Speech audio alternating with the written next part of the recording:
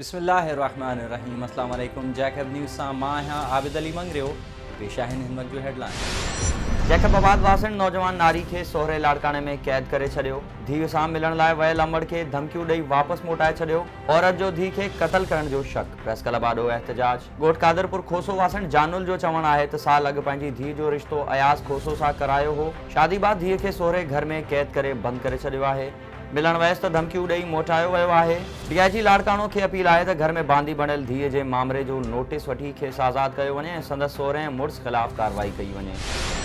जैकबाबाद में पेटे अलिफ ज़िला जैकबाबाद जी चूंडनि में इंतज़ार हुसैन चलगिरी जो हिमायती याफ़्ता पैनल बिना मुक़ाबले कामयाब। पेटे अलिफ चूंडनि में बिना मुक़ाबले कामयाब थींदड़नि में सदर अब्दुल जब्बार खोसो, सीनियर नायब सदर अब्दुल गफूर सरकी, नायब सदर Mahvish Soomro, general secretary Zahoor Ahmed Wagan, deputy general secretary Ghulam Muhammad Uddo, joint secretary Khalida Soomro, मालियात secretary Abdul Ghaffar Kandrani, press secretary Bashir Ahmed Lohar, office secretary Abdul खालिक लाशारी ऐं ॿिया शामिल आहिनि।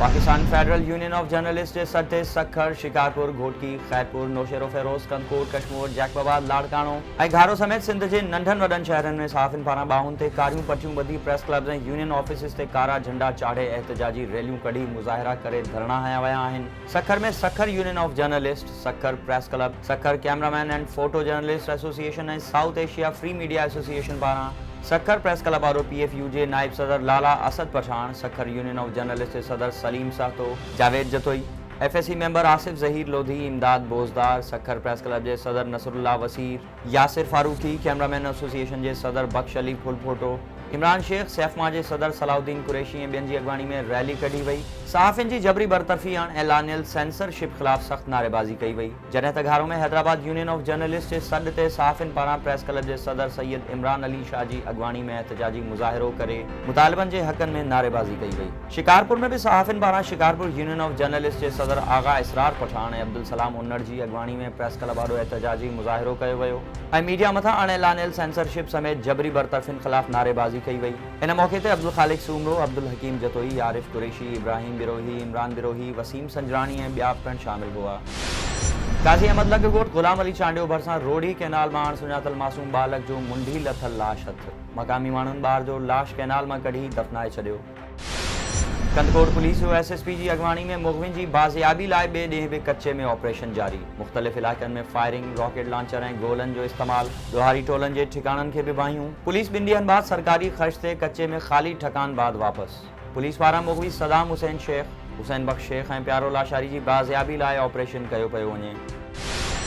मीरपुर बुर्लो में ॻोठ चांडाण भरिसां टायराड टुटण सबबि वैगन कल्टी। 10 ॼणा ज़ख़्मी। कंदकोट खां जैकबाबाद वेंदड़ वैगन कल्टी थी खाही में किरी पई। ज़ख़्मी थियल मुसाफ़िरनि खे मीरपुर बुर्लो ऐं ठुल जे अस्पताल मुंतक़िल कयो वियो।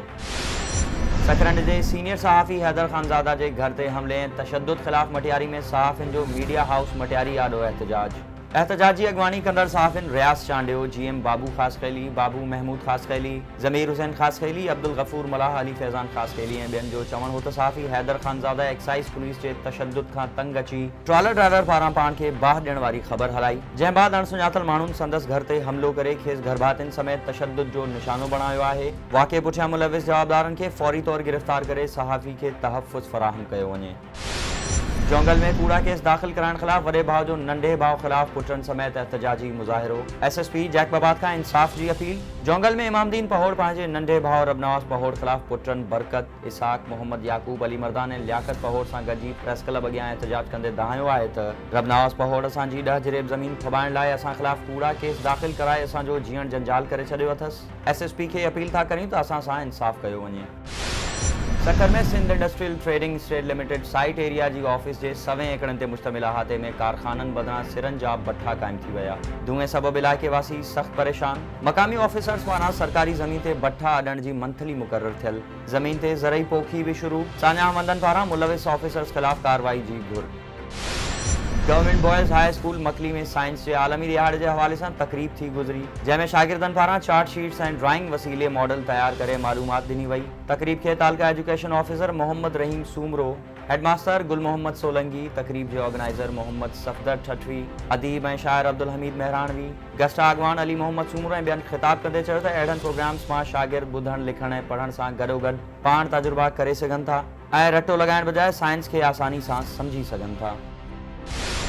दहलकी में नवकोट वासियुनि जो ड्रेनेज सिस्टम न हुजण ख़िलाफ़ एहतजाजी मुज़ाहिरो। एहतजाज कंदड़ साईंदाद गोलो, ज़फ़र सईद लाड़े, खनीफ़ गोलो ऐं ॿियनि जो चवण हो त सेवरेज सिस्टम नाकारा हुजण सबबि नालियुनि जो गंदो पाणी क़ब्रिस्तान में दाख़िल थिए थो, जंहिं करे असांजे वॾड़नि जूं क़बरूं मसमार थी रहियूं आहिनि। इंतज़ामिया खां घुर था कयूं त ड्रेनेज सिस्टम बहाल कयो वञे। कदकोट में माज़ूर ॻोठाणे जो ज़मीन ते कब्ज़े ऐं बासरनि जी ॾाढाइनि ख़िलाफ़ एहतजाज। ॻोठ नबी बख़्श गोलो वासी माज़ूर पोपल गोलो एहतजाज कंदे दाहियो आहे त बिरादरी जा बासर जवाबदार अली अकबर गोलो, लाल बख़्श गोलो, सलीम ऐं यासीन गोलो क़ब्रिस्तान ते कब्ज़ो कयो आहे। आवाज़ उथारण ते ॻोठ मां निकाली ॾेई मिल्कियत ते बि कब्ज़ो कयो वियो आहे। बासरनि ख़िलाफ़ कार्रवाई करे क़ब्रिस्तान ऐं मुंहिंजी ज़ाती मिल्कियत तां कब्ज़ो ख़त्म करायो वञे। दहलकी में ॻोठाणनि जो ख़ानगी कंपनी ख़िलाफ़ DC ऑफिस आॾो एहतजाज। DC पारां मसइलो हल कराइण जी ख़ातिरी मुख़्तलिफ़ ॻोठनि जे रवासिन आगा क़ुर्बान जलबाणी, ग़ुलाम क़ादिर जलबाणी, इम्तियाज़ कोराई, ख़ालिद जलबाणी, लियाकत जलबाणी ऐं ॿियनि चयो त घोटकी जे सनती इदारनि पारां केमिकल वारो ज़हरीलो पाणी ज़मीन में छोड़ करण सबबि हितां जो जर ख़राब थी वियो आहे। इन मौक़े ते DC घोटकी उस्मान अब्दुल्ला मुज़ाहिरीन वटि ख़ातिरी कराईंदे चयो त FFC इंतज़ामिया सां ॻाल्हाए 15 ॾींहं अंदरि अवां जा जाइज़ मुतालबा मंज़ूर कराइबा।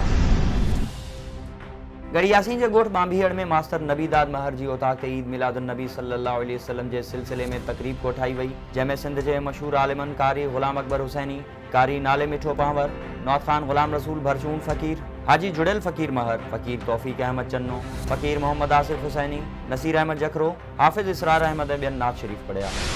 ही हुयूं हिन वक़्त ताईं जूं हेडलाइंस। वधीक ख़बरुनि ऐं अपडेट्स लाइ विज़िट कयो असांजी वेबसाइट www.jacobnewsht.com ऐं फेसबुक ते फॉलो कयो। ॾिसंदा रहो जैकब न्यूज़, ख़बर खां हक़ीक़त ताईं।